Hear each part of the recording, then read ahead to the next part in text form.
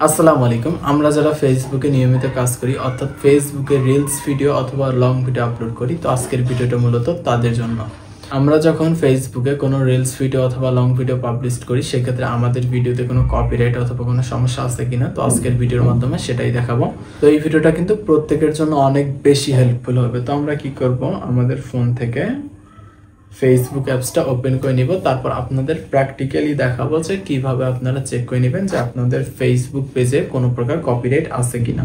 তো সেক্ষেত্রে আমরা কি করব, আমাদের ফোন থেকে ফেসবুক অ্যাপসটা ওপেন করে নিব। তো ফেসবুক অ্যাপসটা ওপেন করার পর আমরা আমাদের যে ফেসবুকের ইন্টারফেসটা সেটা কিন্তু এখানে পেয়ে যাব। তো এখানে পেয়ে যাওয়ার পর আমাদের যে কপিরাইটটা আছে সেটা চেক করার কিন্তু দুইটা ওয়ে আছে। তো আমি স্টেপ বাই স্টেপ আপনাদের দেখাবো। তো প্রথমে আমরা কি করব, চলে আসবো আমাদের প্রোফাইলে। তো প্রোফাইলে চলে আসার পর এখান থেকে কিন্তু আমাদের যে ভিডিওগুলো আছে ভিডিওগুলো কিন্তু এখান থেকে দেখতে পারবেন। তো ভিডিওগুলো এখান থেকে দেখার পর আপনারা কি করবেন, তো নিচে আপনারা একটা অপশন দেখতে পারবেন। এখানে আমি আপনাদের সুবিধার্থে মার্ক করে দিচ্ছি। এখানে দেখতে পারবেন সি ইনসাইড অ্যান্ড অ্যাড। আমরা যদি এখানে সিম্পলি ক্লিক করে দিই, ক্লিক করে দেওয়ার পর এখানে কিন্তু আমরা আমাদের ভিডিওর যে ডিটেলসগুলো সেগুলো দেখতে পাই। তো এখানে আরও একটা স্ট্যাটাস শো করে, সেটা হচ্ছে কপিরাইট ইস্যু। তো আমি যদি এখানে আবার মার্ক করে দেখাই, এখানে কিন্তু সুন্দরভাবে ফেসবুক নোট করে দিয়েছে we did not detect any content issue, অর্থাৎ আমার এই কন্টেন্টটাতে কোনো প্রকার সমস্যা নেই।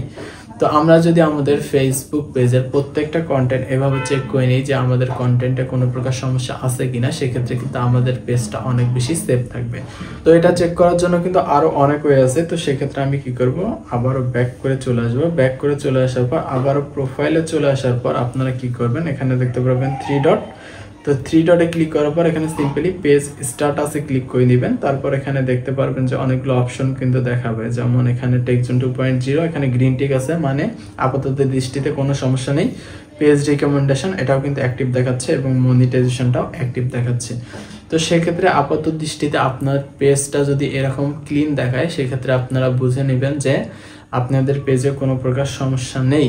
যদি আপনাদের পেজে কোনো প্রকার সমস্যা থাকে, এই তিনটার মধ্যে কিন্তু যে কোথাও আপনাকে ফেসবুক ডিটেক্ট করে দিবে যে আপনার এই ভিডিওটাতে সমস্যা আছে অথবা আপনার এই পেজে সমস্যা আছে। যদি পেজের যে আমি আবারও দেখাই, আপনাদের যে পেজ স্ট্যাটাসটা আছে এবং তো এখানে দেখতে পাচ্ছেন পেজে কিন্তু একটা স্ট্যাটাস শো করবে। এটা কিন্তু প্রত্যেকের ক্ষেত্রেই, এখানে যদি গ্রিন টিকটা থাকে, গ্রিন টিকটা থাকলে আপনারা 80% শিওর হবেন যে আপনাদের পেজে কোনো প্রকার সমস্যা নেই। তারপরেও কিন্তু আপনাকে স্টেপ বাই স্টেপ প্রত্যেকটা ভিডিও চেক করতে হবে যে কোনো ভিডিওতে সমস্যা আছে কিনা।